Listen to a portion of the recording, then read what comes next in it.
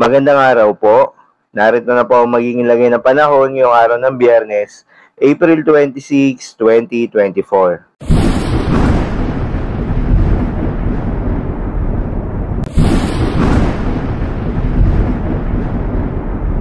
Sa kasalukuyan at ayon sa pag-asa, yung Intertropical Convergence Zone o ITCZ ay bahagyang bumaba yung axis, kaya wala itong epekto sa anumang bahagi ng Mindanao.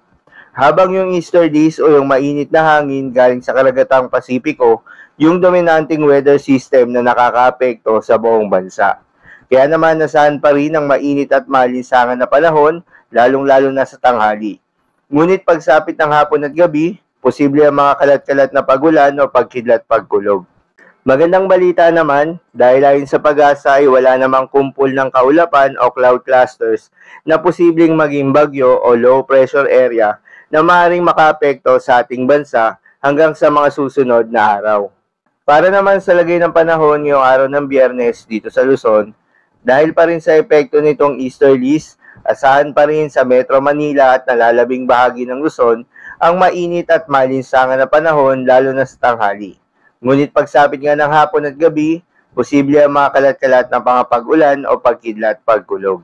Para naman sa Visayas at Mindanao, wala namang inaasahan na weather system na magdudulot ng mga kalat-kalat na pagulan, kaya sa umaga hanggang sa tanghali, asahan sa buong Kabisayan at Mindanao ang maaliwalas na panahon, pero pagsapit ng hapon at gabi, maging handa dahil mataas yung tsansa ng mga panandaliang buhos ng mga pag-ulan dala nga nitong easterlies.